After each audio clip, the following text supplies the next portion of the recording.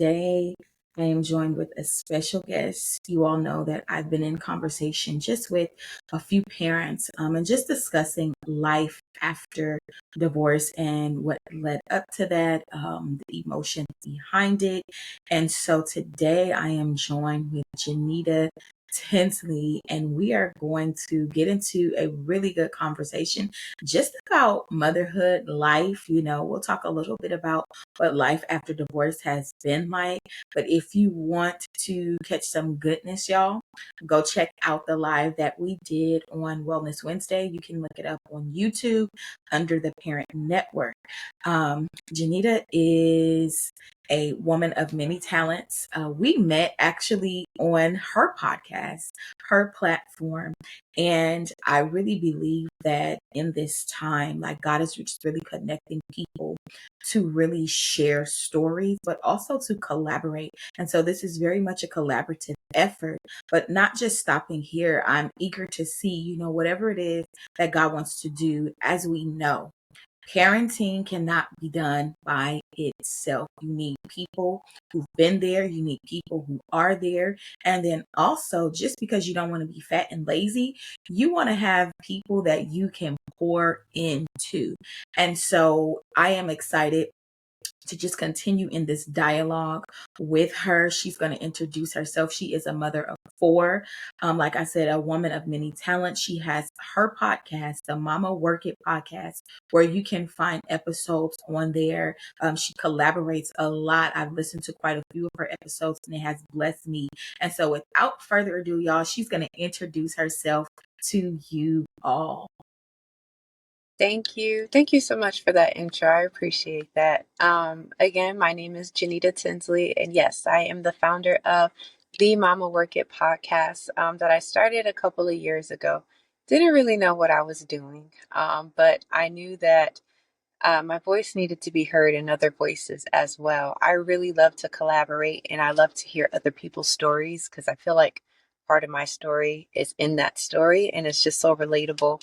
And other people need to hear it so they can feel set free. I am a mom of four. My oldest is 18 and my youngest is 9. Sometimes I got to think about the ages. But I have all girls, beautiful, beautiful young girls that are they're just so special to me. They're so special. I am a single mom at the moment, a divorcee, however you want to say it, for a few years now. And hence why we are going to be talking about life after divorce and parenting and all that good stuff. I have dabbled in a little bit of e-commerce and KDP book publishing, all those good things that I feel like where just trying to gain an extra stream of income. It's called Mama Work It for a reason. So I figure out ways to get extra income and help others do that as well. I love designing. I also have a business called The Brander, to where I work on business cards. I help people publish their own books. Whatever has to do with designing and branding, I'm all up in it. I'm trying to learn things as well. So yeah, that's a little bit about me. And before we start, I want to thank you so much, Ashley, again, for allowing me to collab with you. It is always an honor, and I do not take it lightly. Just being on the Parent Network, I know we are going to have great conversation because every time I say I'm with you, it's going to be therapeutic, and I'm going to get a pour as well. If I'm pouring out, I feel like I'm going to get a pour as well, poured into me. So yeah. All right, y'all, listen, buckle up. This is going to be an amazing, amazing episode. One thing that I do want to say is she has such a humble spirit, and I think it's so important when we have experienced trials, when we have experienced life, as we say, life us, that we don't come out with just like this haughty mindset of I know everything. And so always having just such a teachable mindset is important. And that is one thing that I have noticed concerning her. And so listen, y'all, we're going to get into this episode because it is going to be good.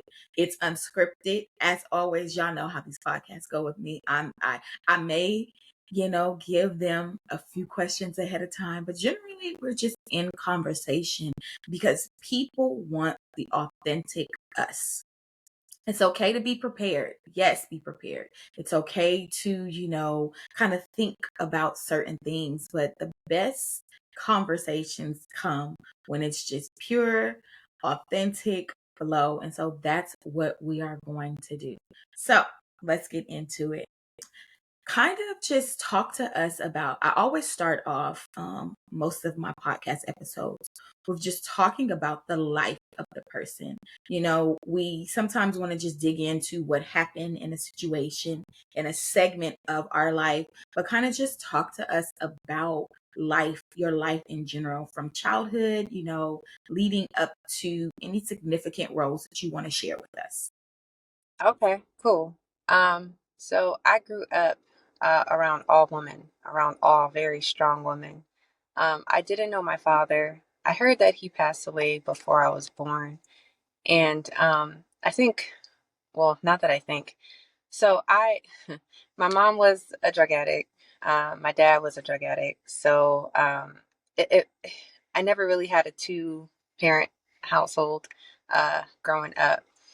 And I feel like that really did something to me in a way as growing up, because I always wondered, like, what is it like to have a father? Like, what is it like, even though I was around strong women? My grandma raised me. My mom, came around later on, and my aunt also raised me as well. When my mom, when she was on drugs, she gave me to my grandma. She said, listen, I can't take care of her anymore. I need you to take her. And that was around like maybe 4 or 5 years old. So grew up with my grandma. She lived in a senior citizens home. So that's where I grew up, very sheltered, very loved. It wasn't that I needed anything or wanted for anything. I got everything that I could possibly have wanted. I was only a child for a while. But I was still lacking. For some reason, there was still like a void there. Like, does my mom love me? Like, why didn't I get to see my father? Do I have siblings? I felt like I still wanted something. Even though I was never mistreated. I was never even spanked, So I remember every time I would get yelled at or in trouble, it would be for the smallest things. I would always ask, where's my mom? Or I want my mom. And I know that would get them like really angry, because they would say, like, your mom's not here. Your mom is a drug addict. She is not able to take care of you. You have people that are able to take care of you. What is wrong with you?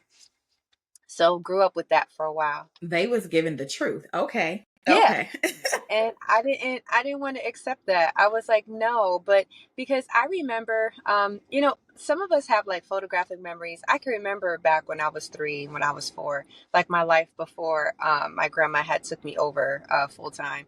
I remember going out and playing when it was light outside, and coming home when the street lights went on. Like, my mom didn't really, she barely raised me. I feel like the neighborhood did. So like, I was happy there. I was happy, riding bikes. I was like 4 years old, riding a 15 speed. They taught me how to ride a bike. We would make up dances in the parking lot. Like, we would play kickball. Like, those are the things that I remember. We would play tag. But there are certain other things that happened to me while, like, because my mom wasn't watching me, a TV had fell on my head. And it was to the point where I could have died, but she was trying to get her fix rather than watching out for me. I remember when I thought this guy, he was my dad. So light, like, he didn't look anything like me, but I called him dad, and he was actually my mom's sugar daddy. So had no idea. Yeah, so we lived in the same house, but they had separate rooms. He would have his room, she would have her room, and guess what? I had my own room. So like, I really felt like I had it made. And I thought that that was normal. But one thing that I knew that wasn't normal is that he would take me into his Cadillac, and right before school, he would be running around looking for her. So he would drive around, cussing up a storm, like, where is she? Because my mom would go out on these, I don't know what you want to call them, these runs, and she wouldn't come home until like late in the morning. And he didn't mind taking me to school, but he was worried about her. He was worried about me. So, like, that's how my life was before my grandma took me. So when she took me, I knew what strong women were, right? My grandma, my aunt. And then when my mom got saved, because she wasn't always like that, I was around like maybe 10 years old. She had got saved, and God did a great work in her life. And she is not afraid to tell her testimony. That's why I'm not afraid to say it either, because part of her testimony is mine. And, I just learned, I learned what strong women are. Like my grandma, she probably was married, but he wasn't around. My aunt was married at one point, but she had got divorced, and my mom was never married. So like it was, this is what I knew, but I still had that yearn for a man. Like I just wondered, and I was curious, how is a man supposed to treat me? Never knew. Um, as I got older, uh, I did live with my mom, and my mom was very strict because, she's saved now. So it's either what does darkness have to do with light? And I'm 16. So now she's trying to learn how to raise a 16-year-old. And I want to date. I want to go to the movies with my friends. Like, I want to do things that normal teenagers do. And it was no, no, no, no, no. So I wowed out. 18, I couldn't wait till 18. I was like, you can't tell me nothing when I turn 18. I'm going to do all the things that you said I couldn't do. Got myself a belly button piercing, lost my virginity. I went to parties. I lived that life and ended up getting pregnant at 20. Had my first baby at 21. And it was all heartache from there because what I was looking for, knowing that I didn't have a father, what I was looking for a man to love me. But it made it seem like on my end, I was just fast. I was just someone that, like she just couldn't get her life together. Had one kid, and then 3 years later had another kid by the same man. And then I didn't want to be a stereotype. I didn't want to be a statistic. So I wanted a husband. And that's what I did. I got myself a husband so that I didn't have to feel like, my two daughters are going to grow up without a dad. The biggest mistake of my life, because I didn't marry for the right reasons. I married because I wanted a whole and complete family, not because, I figured, I love them enough. I love them enough to know that, like whatever we're going through, we could work it out. I would have been a perfect candidate for Love is Blind and Married at First Sight because I was like, we could work whatever out. You know what I'm saying? I'll learn to love anybody. I just don't want to be alone. That was I'm my gonna thing. pause you right there. I wrote down some stuff, so if y'all see me like with my head down, it's because I'm writing down some stuff. Because it's like, oh, hold on, let me just dig just a little It's into a lot. this. And so I want to go back to the point where when your mother received that transformation, the deliverance, Hmm. and then you transitioned back with her. Kind of talk to us a little bit about like what that was like going from living with your grandma to now, okay, now I'm going back to my mom at such a unique age, and such an age where it's like, oh, I'm trying to do what I want to do. Yep. I thought it was going to be easy. I thought that we could pick up where we left off, but realizing I wasn't that little girl anymore. Yeah. And my mom, like, she was very, very into church and very into God. Like, she prayed every day, all the time. Like, there was no compromising with her. And I didn't understand that because I was like, it's all about family. And she's like, but it's all about God. And we couldn't really gel the two together. So she didn't understand me and I didn't understand her. And she was Mm. also doing ministry at that point. So I was like, I wasn't a preacher's kid. I was a ministry brat. So like we lived in church. Literally on campus, lived in church. She was over a woman's home. So if I wanted to get my hair braided or whatever, she would be like, not right now. I would get so upset. I would be like, what do you mean not right now? We would argue all the time. The women in the home, they would help take care of me while she did, what she did. And I had like, 20 moms instead of just one mom. So I felt like I was second. Let me ask you this, y'all. My brain Hmm. is like, boom! It's like fire cracking off because this is, while it's such a complexity in Yeah. nature, it's very simple, but there's so much richness to pull from this. And you just said something. You said, you guys clashed a whole lot, and she was so heavily involved in ministry that subsequently meant that other women were still mothering you. And how was that like mentally and emotionally, if you can kind of recall that? Because we started off at 3 and you remembered her in one Mhm. way and you thought, okay, this is normal. The streets are helping to basically raise me and the sugar daddy is dropping me off at school. Now I'm transitioning to my grandmother. Now I'm transitioning back to her. And we can't seem to find a medium because before it was the drugs that were taking over. Now it seems as Jesus is taking over. What did that kind of look like for you and in developing your own relationship with God?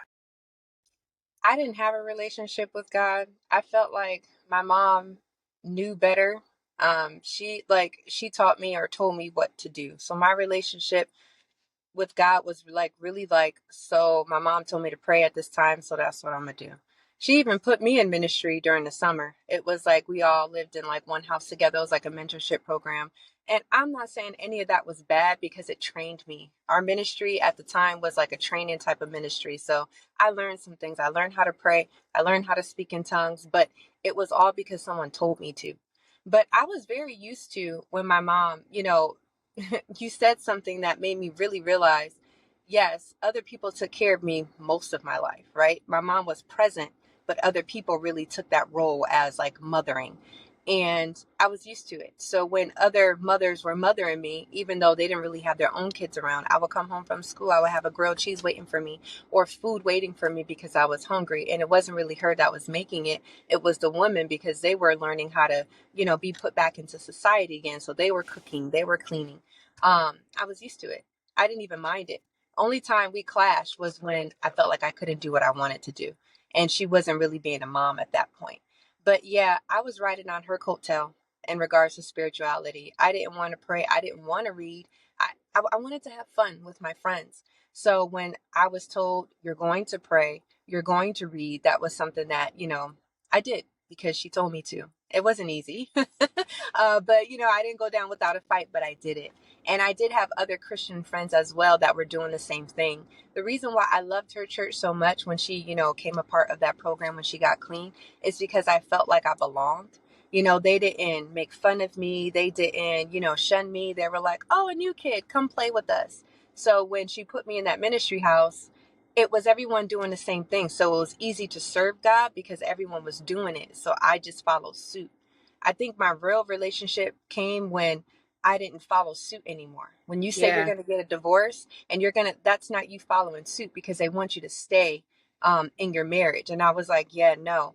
And I was in my 30s at that point. So that's when I found like I really felt God and I really had a relationship with him, which is crazy. Yeah, no, I just kind of wanted to like walk this through for those that are listening because there's some key points that we kind of have to extract from there. And one of the things that I took away was just like, you know, while there can be transformation that happens in the life of someone where they're no longer addicted to something that has taken them away from another person, we don't often see or even dialogue about how because they were so heavy in one area they immerse themselves into another thing that Yeah. really tries to, and this has nothing to do with God. It's just the similitude of I was on this over here, now I'm fired up for this over here. It can't be a balance.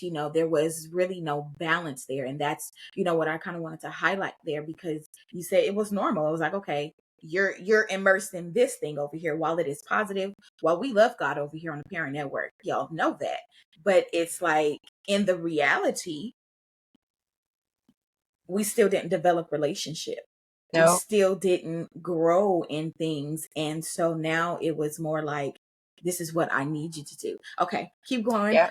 Just, as you were talking Yeah. about the 18-year-old you and you got married. Go ahead, pick up from there, girl. Rebellious. Before I go to that, you brought up a really good point, right? Like, just because as parents, I'm gonna say this for parents because I even dealt with it when I backslid and I had came back to God. I thought everything was supposed to be all peachy, right? All fine. Like, well, I'm doing good now, so everything should follow suit. But yet you don't realize you got to do practical things. You got to say, I'm sorry. You got to rebuild those Yeah. relationships. Like if you try to ignore that and just think like, oh, God's going to fix it. oh, he's a fixer. He can fix it, but what's your part in it, you know? So that came later on in life. Legit, like 4 kids later, like now we're rekindling our relationship and dealing with things we should have dealt with a long time ago. So 18, got my belly button pierced, lost my virginity, did all the things. And I was still searching and looking for love. I'm like, where are you, love? Like, why don't you love me? I love you. You don't love me. What's the problem? The problem was my self worth, me thinking that, I was missing something this whole time. And I didn't correlate it with me not having a father. I knew I didn't have one, but I didn't realize me missing out on that so much was the reason why I was allowing every guy to walk over me and do what he wanted to do. Mm-hmm. And if I did correlate it with it, because I learned eventually, like, okay, you're looking for that father figure. I love me some older men. I could not stand any guy that was younger than me. I was like, you are just a kid, just a baby. I'm not dealing with it. Y'all, she I want sound like someone me. older. Come on, give me somebody mature. Ooh, and we know that age has nothing to do with maturity, but we'll talk about No. that later. Not at all. I would date like guys that were like 10 years older, 7 years older. Like it wasn't, I'm like, okay, you're not mature. Okay, maybe the next one will be. And I just could not learn my lesson. I always picked up the same type of guy, just in a different body. And I'm like, Mm-hmm. what is going on? Until I realized, girl, it's you. Like it legit is you. It's not them, because if they feel like they have a chance with you, you're picking up the same type of guys. It's only because they feel like that they can get over on you. Why do they feel like they can get over on you? Period. I just want everybody to take a deep breath right there and just and release, because coming to that awareness that it's not them, it's you, sometimes can be such a shock, which it really shouldn't be, because we really know that it's us. But in the pursuit of, like she said, love, in the pursuit of acceptance, in the pursuit of whatever it is, Mm. you find yourself still at a deficit. Hmm. So until I went back to God, because God has been chasing me this whole time. Whenever my old pastor's wife used to always tell me, I love when you're pregnant, because when you're pregnant, like, you serve God for real, for real. Like, she was like, just stay pregnant. And I know that may sound really bad, sound really bad, but no lie, when I was pregnant, like, I allowed God to use me. I was on the worship. It was almost like I was back under like the umbrella, like the safety of like God's presence, and nothing could stop me. Yes, I went through things, hormonal changes, but it was like I was really deep in there with God. And the moment I popped that baby out, it was like, all right, Janita's back again, because now she's looking for a dad. Now she's looking for this. Now she's looking for that. But it was a separation to where I couldn't drink, I couldn't party. I probably could have, but for me, I wouldn't, because it just didn't look Right. right for me. So that's when God really got a hold of me. But yeah, man, God was chasing me the whole time. And while he was chasing me, he was really trying to show me and tell me, like, I love you. Will you let me love you? Like, you feel like these men out here, they haven't. You're looking for it. I got it. So why not? Every time I got pregnant, I got slowed down. Even when I was Mm-hmm. married, because I did not marry for the right reasons. I thought that by getting married, it would fix everything. And when we had our first kid, because I think it was like a good year, maybe like a good 9 months where everything was great. And then after that, it just started falling off. So I was like, let's have a kid.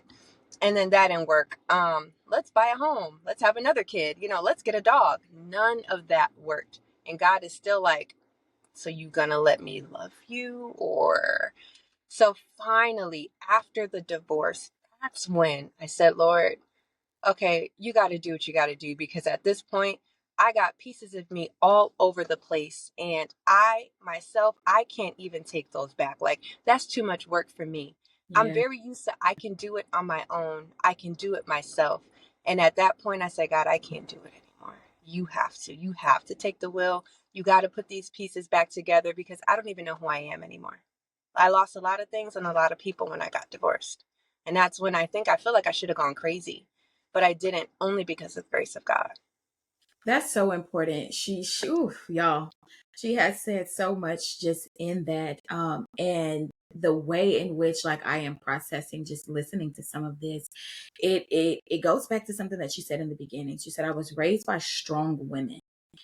And in the fact that her being raised by strong women, we don't understand a lot of the time how much we're picking up on our environment. And they have this thing where it's called nature and nurture. And in our environment can nurture us. Our environment is the nature in which we're in. It's literally that. It's our habitat. But what's in that environment, it's what's nurturing us. It's what's pouring into us. And so she literally saw what she lived out. I had wrote this down in my notes because I said, okay, Holy Spirit, like what you saying in that is, she said, my grandmother might have been married, but we didn't see the husband. Aunt wasn't married. Mom, wasn't married. And so there were things that she saw. So we inevitably pick up those habits and those traits. And when we're in pursuit of whatever it is, whether it's love, money, fame, we are going to do anything to get that. And a lot of times we don't even know the sacrifices that we're making, whether they're internal sacrifices or external sacrifices, to really pursue the thing that we think we need. And she said that God was literally chasing after her. And I can very much concur. Our stories intersect a lot in that, because it's like, okay, I want to have this idea of things. I want to look a certain way. For me, I didn't want to have two men, you know what I'm saying, as fathers. And what ended up happening, because I thought, oh yeah, I got this. I didn't have this. And subsequently, how my mom was in that area of her life, as far as even down, y'all, even down, and I've shared this before, and it's in the book, Grace the Pivot, shameless plug, go order it. Even down to the fact of the nationalities of my son's dad and me and my brother's dad. My brother's father was Belizean. My youngest son's father is Belizean. My dad is American. My oldest son's dad is American. We don't see how these cycles, y'all, can Right. perpetuate itself if we don't go to the source, the one who knows our end from our beginning. And so, as parents, yes, we want the best for our children, but ultimately, sometimes we're looking for the best for us to heal that inner wound within us. And so, she said, after she had the divorce, is when that collision with the Lord came. And so, kind of just talk to us about, what it looked like, even leading up to the divorce and processing after. Leading up to it, so there was, now can I just say, I've never comfortably said like I didn't marry for the right reasons. I don't I don't take that lightly, and I feel really ashamed saying it because I know like that's not good, right? Like I'm pretty sure if my ex-husband heard it to this day, he probably would be heartbroken, right? But it's the reality of it. Like it's not like I saw him, I picked him, and I said he would be a good one. But Right. I felt like a sort of a connection, so I said, "Oh, we can build on that," you know. Yeah. But that's it's not the way it should have been.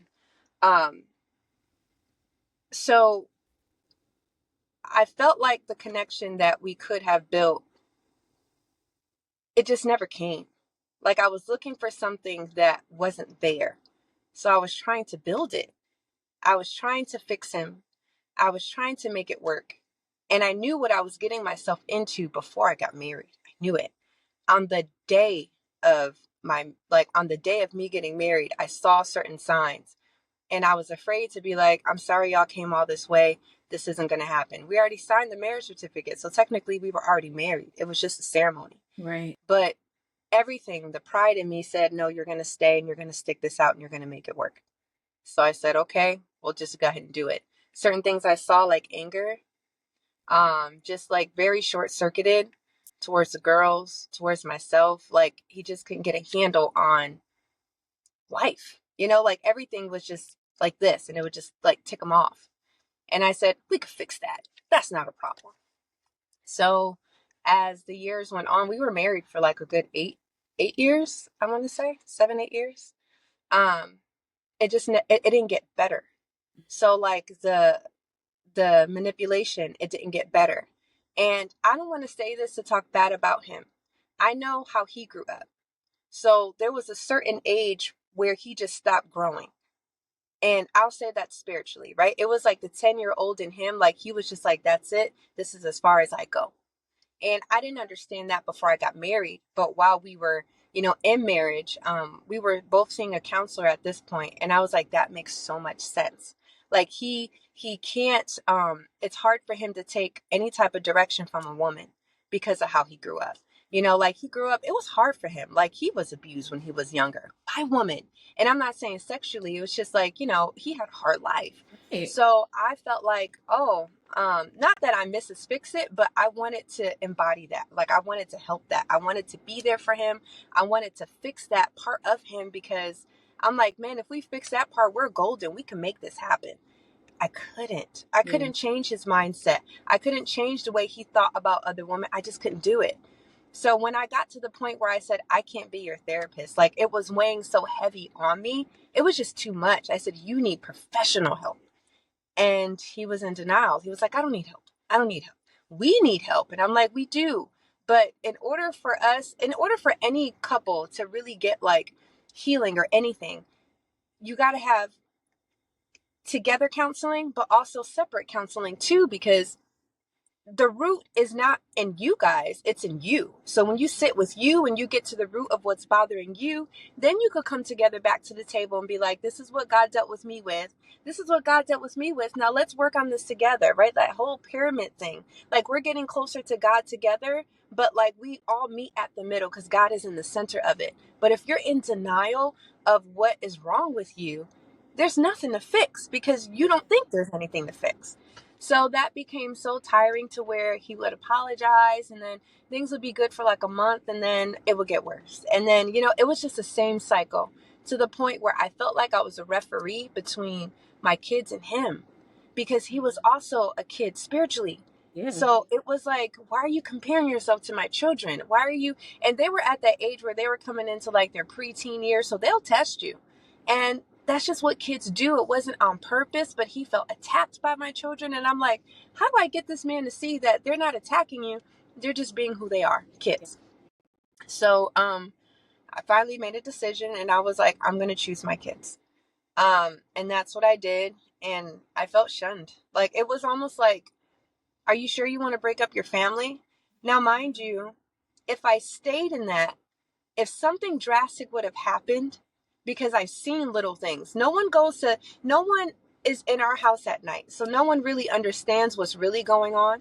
So like if I would have stayed, something would have happened, right? Like I'm working an hour away from where we now moved to. He worked an hour away, but he got home earlier than I did. If he got short circuited one day, who's to say what could have happened? Who's to say, like, what the kids have tested him so much that, like anything could have happened. And I would have blamed who? I can't blame everybody else. I would have to have blamed myself because I didn't take heed to what I felt inside of me. Yeah. I truly felt that God was telling me, you got to go. Like, you got to separate, you got to go, you got to like physically move yourself. Now, when he told me that, that didn't initially mean divorce. That just meant, hey guys, we need help. I'm raising up the white flag and I'm saying our family needs help. We need counseling. Something needs to happen and it needs to happen now. Now, mind you, the church knew. The church knew and they saw, but they chose to turn their heads.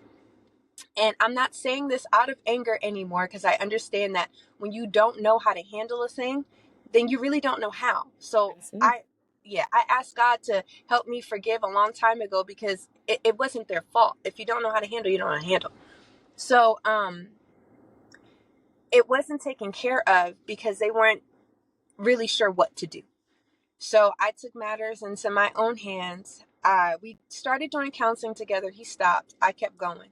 So when we were doing counseling, they were guiding me and giving me, instructions, and I followed every bit of those instructions. But because it wasn't from the church that I was going to, they kind of felt like they were blindsided. So they didn't know what was happening. And I was doing my best to keep everybody in the loop.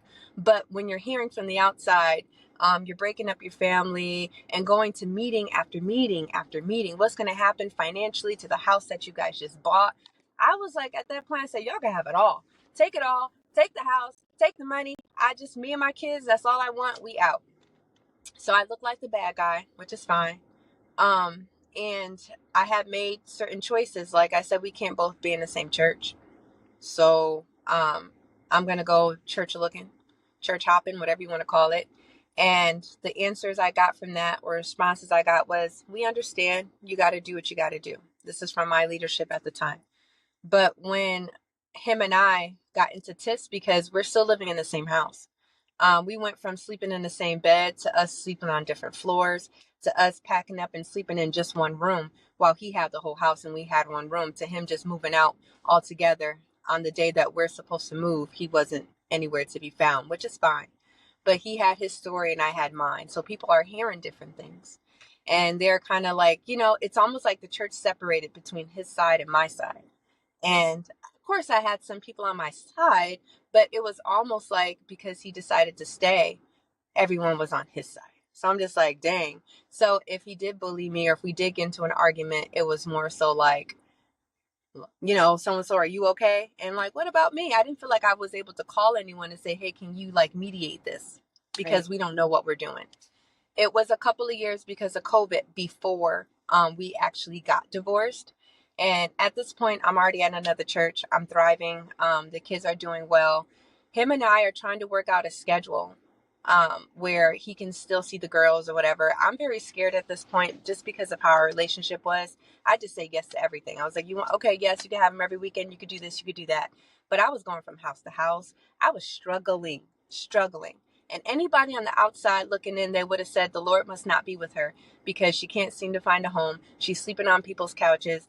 Obviously, she's in sin, because this shouldn't be happening if she wasn't. Even my own mom was like, you sure you heard from God? I was like, I know I heard from God. Now, if this is supposed to be my process and this is how I'm supposed to be moving, then honestly, God's going to get the glory some kind of way.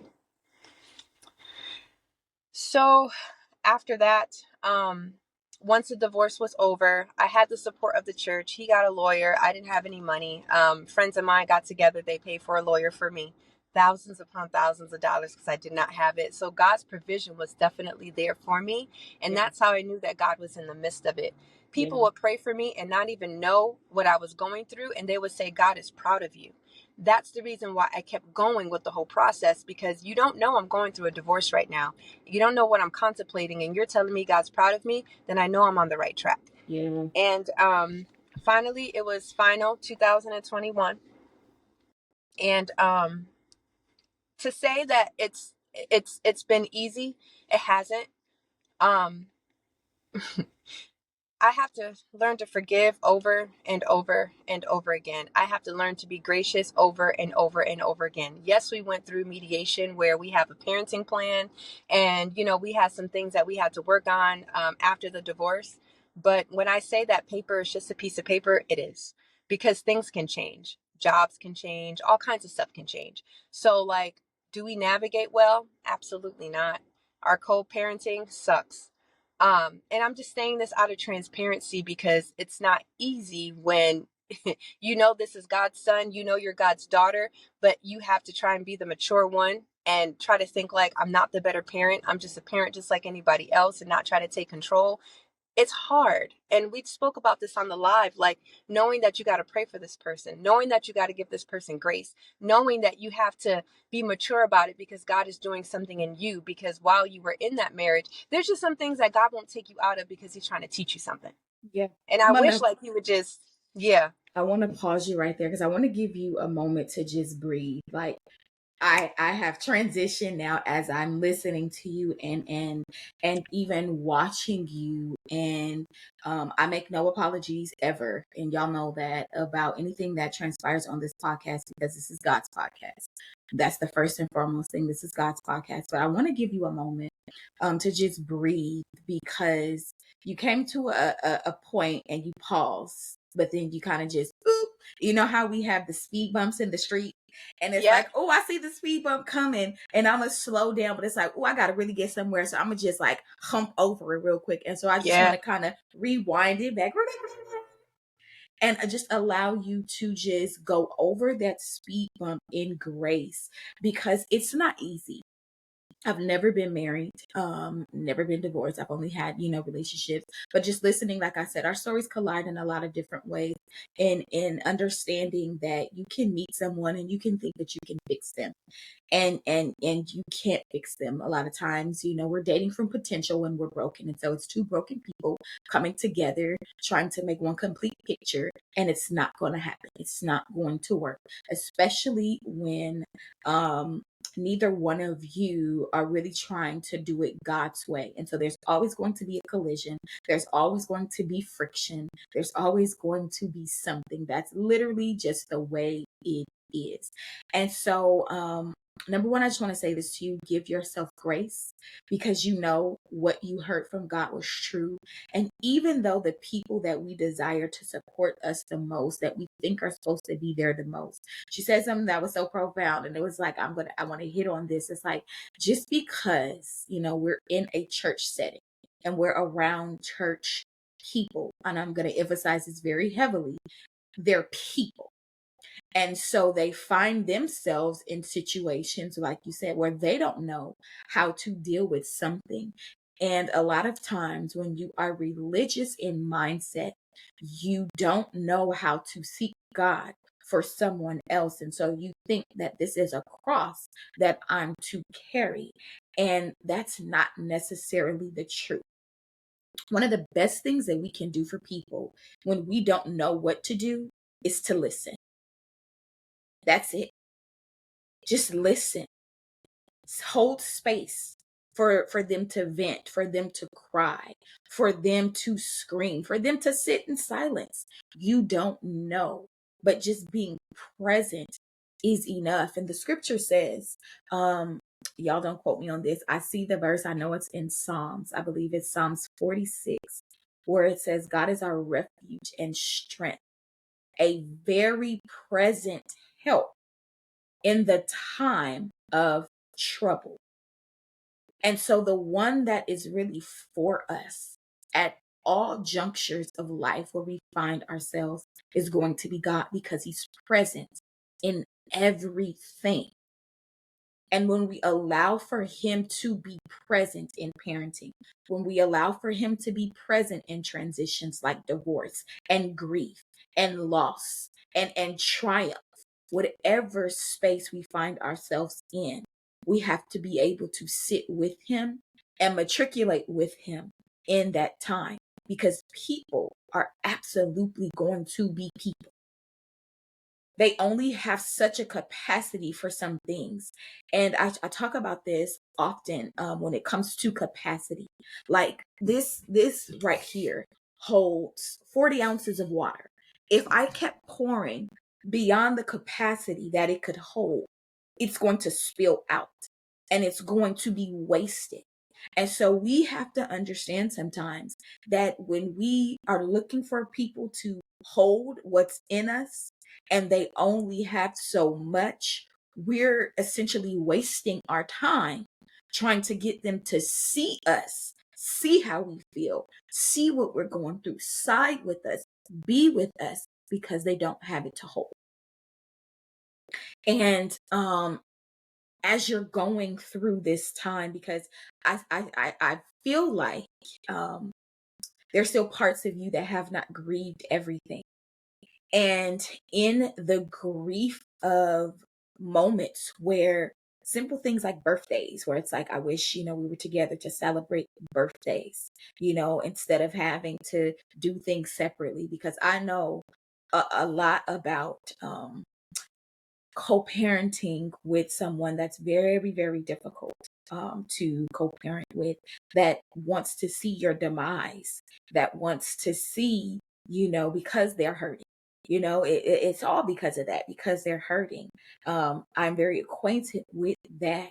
And really, like you said, we talked about this on the live, but having to realize that because you've matured in an area, it is now going to be God's grace that carries you in this process to mature and help kind of bring like a stability, That's how I look at it sometimes. Like when you're in this co-parenting journey with people who are not where you are and, are struggling to get where you are, God uses you almost as a buffer, as a foundation to say, you know what?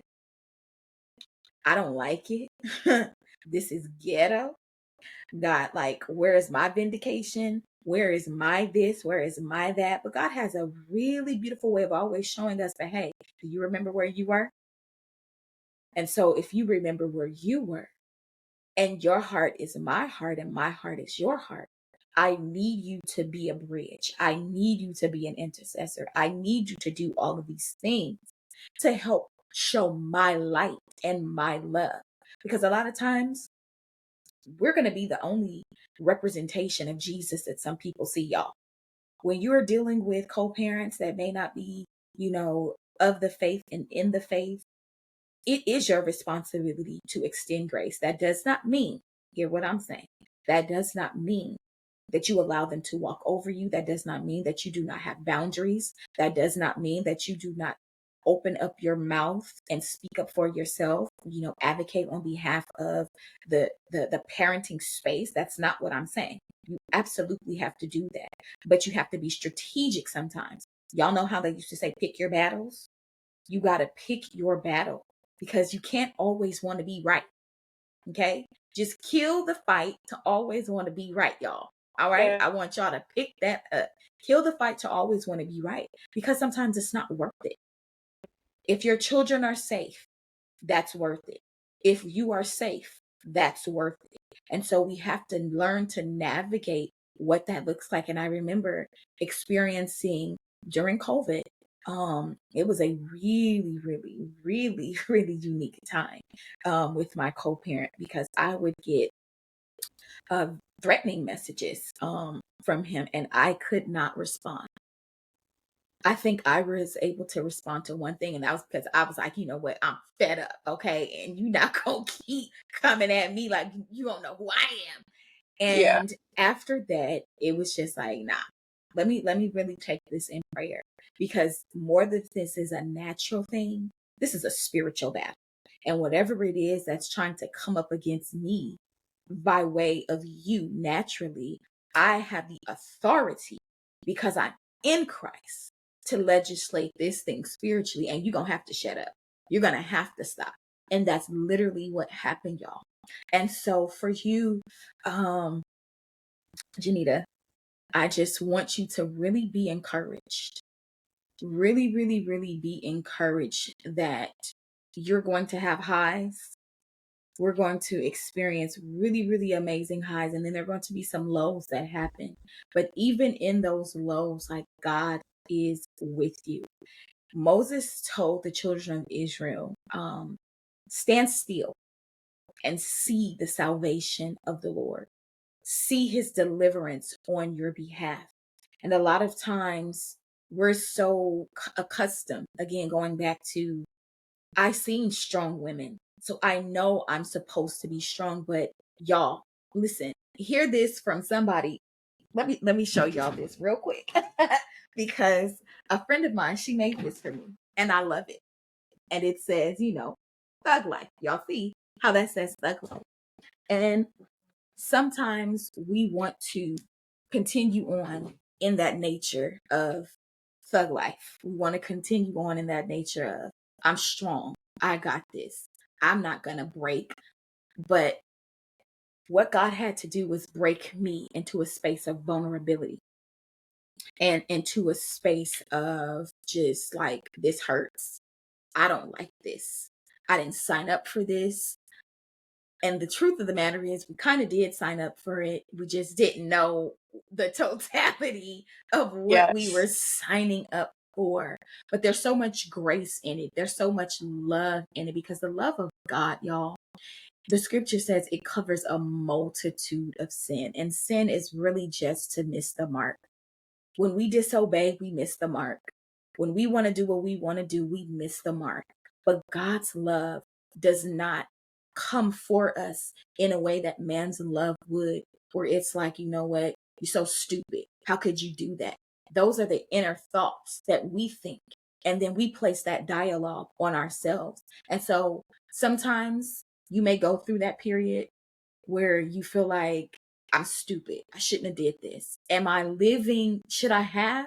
We question ourselves a lot of times. But I want you to know, like, don't question yourself.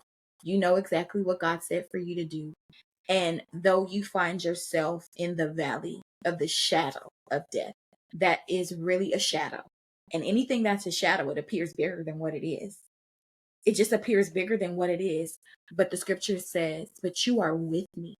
And so what I want you to know, Junita, is that God is with you. He's with you.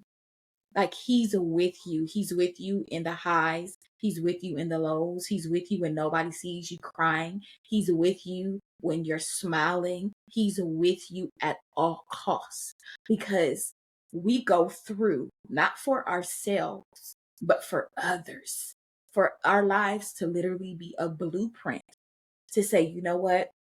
I've been where you are. Come on, sit down. Let's talk about it. Let me share some wisdom with you, because that's what it is. He's endowed you to be able to have wisdom for those that are next, for those that are going to come up to you and say, you know what? Can I just talk to you about whatever it is? I feel like God has given you that spirit of counsel. And sometimes you kind of shy away from it because you think, well, who am I to talk about this? But God wants you to know, but you're very qualified to talk about this. Even though we're still matriculating through certain things, there's such wisdom that can come from just allowing Him to speak through us. And so today, I really just want you to be encouraged that you can speak to whatever it is that God allows to come to you. He's going to give you that wisdom to speak to it. The scripture tells us that as far as we open up our mouth, He's going to fill it. And so all He has for you to do is just open up your mouth and release. Release everything that He's saying, and don't be intimidated, and don't be afraid of backlash, of what people are going to say, what people are going to think. Write that book. Write that book. Write that book. I remember when the Lord told me during the pandemic, I want you to write about your life. And I was like, no, what you talking about? Oh, right. Like, what about my life? What do you?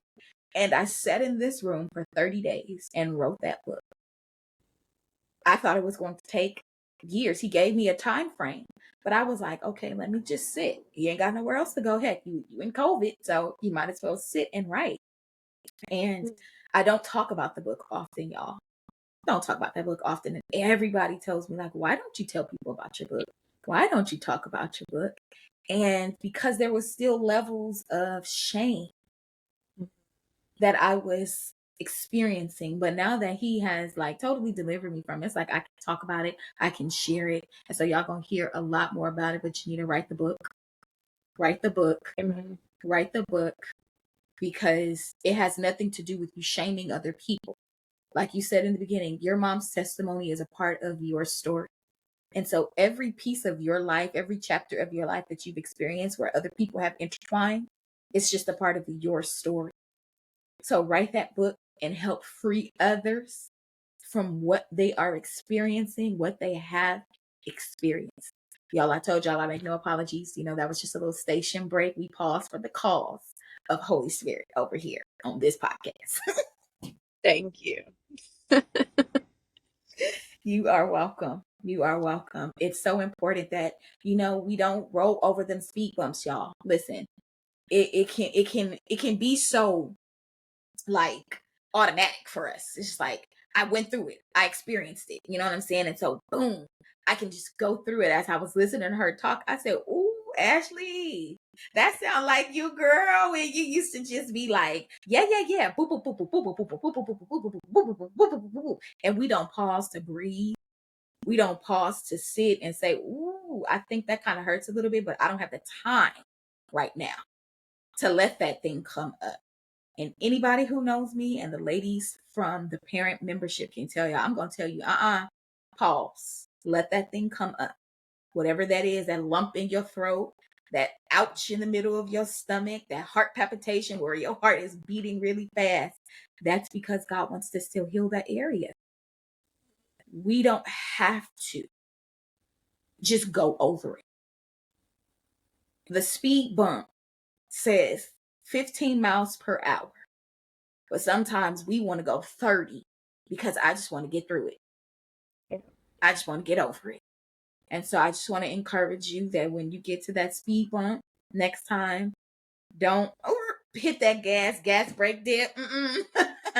Allow your foot to come off the gas, cover the brake, and roll over that. And what comes up from that in that moment, allow yourself to feel it and then go over it. Appreciate that. You know what's crazy is when you want to go through it so fast or you want to get over it, it comes up again. Yeah. Like the situation comes up again, and you'll have to figure out, do I want to slow down and sit with this, or can I just, speed through it again, or can I avoid it somehow? Can I go around that speed bump? um, so yeah, I really appreciate that. When you said that, something had came up recently that made me deal with it. My mom got ordinated to be an evangelist a couple months ago, I think in like end of April. And she invited everybody. So people from our old church, like family, friends. And I was like, dang, I got to deal with these people again. Like, oh no. And it wasn't everyone, but it was certain people, like, my godfather, like he he's the one. When I was, I think, like 11, he was like, I'm going to be your godfather. Like, he put himself in my life, and I'm Mhm. totally grateful for that. Like, he was like a father figure to me in a sense.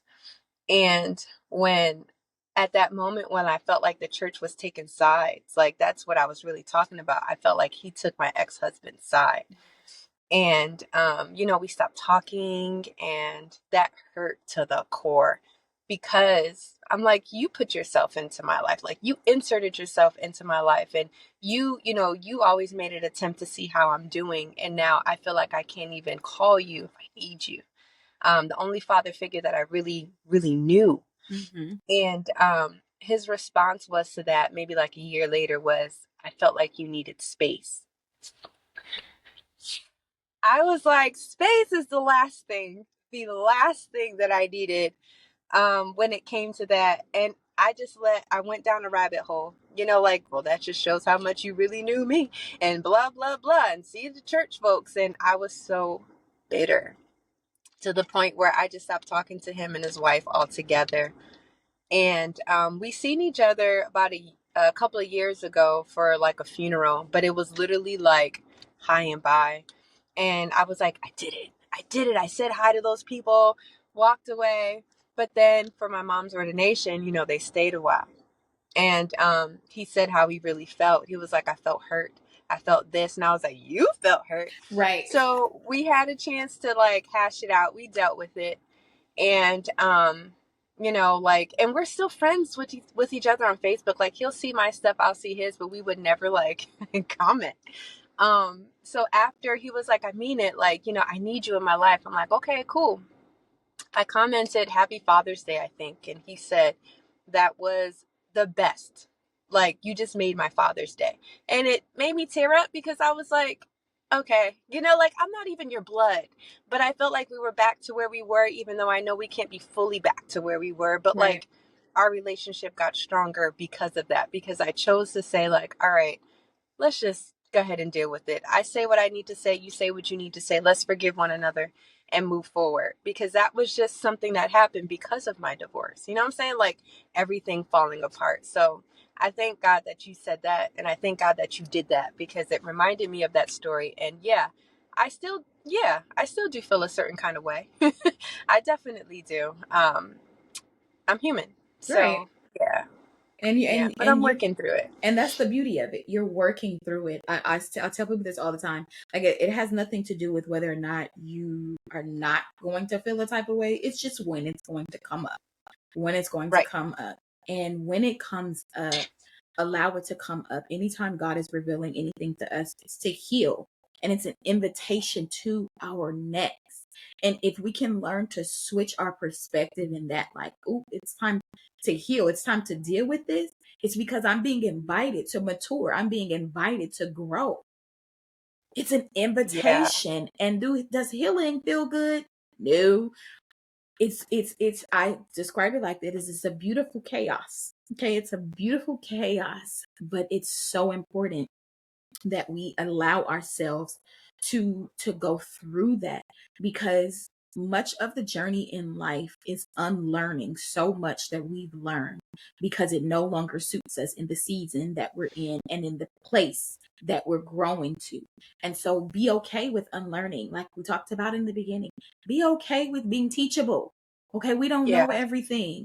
Do not Yeah. allow pride, in parenting to stifle you from growing. Don't do it. Our children can teach us so much. They can be the ones to say, hey, mom, hey, dad, listen, I didn't like when you did that. And if They we can. take heed to it, then that's going to bring the level of our relationship closer together. And so Right. before we close out, kind of just talk to us about um, how you explain to the children and then what their feelings were like in all of this. That was a tough one because I had to try not to bash him. I felt like I was telling the truth, but yeah, I can't say I'm proud of myself for how I did that. A part of our divorce agreement was like not to bash one another, to whatever. But they knew what was happening. Madison, my two youngest kids, they felt it, they understood because his oldest, she got real depressed, real depressed. So it wasn't like I had to sit down and say, like, they just knew what was happening. Right. They understood, like, okay, daddy's not here anymore. We're with mommy now. We only see him, every so often. Now we get like two Christmases or whatever, like, it looks like we're sharing holidays. So I really didn't have to say much. Um, for the older girls, it was the same. Like they felt more free. So the little ones were like, "Oh my god, I can't believe this is happening," and the older ones were like, "Yes, thank God, because that was ruining us." So like I kind of felt torn between the two, between the two age groups. The two older ones are not his biological, and the two younger ones are. So yeah, um, yeah, I can't say I'm proud of myself for how I handled that in telling them, or It's a in how thing. what they saw. Yeah, the arguments and all the cussing out and all that. They saw it all. So yeah, It happens. It happens. And yeah, again, we give ourselves grace. And yeah, at the end of the day, I say this all the time, like, we operate in the role of a parent, but every single day I'm a woman, and I'm going to wake up and I'm going to experience the emotions that I have outside of the roles that I have to play. And so just really learning, whoever's listening to this, if you dealt with divorce, you dealt with loss of a relationship, doesn't even have to be a romantic, but a platonic relationship. Like, we have to allow ourselves to experience those emotions and to feel them, but to give yourself grace because you're learning something new.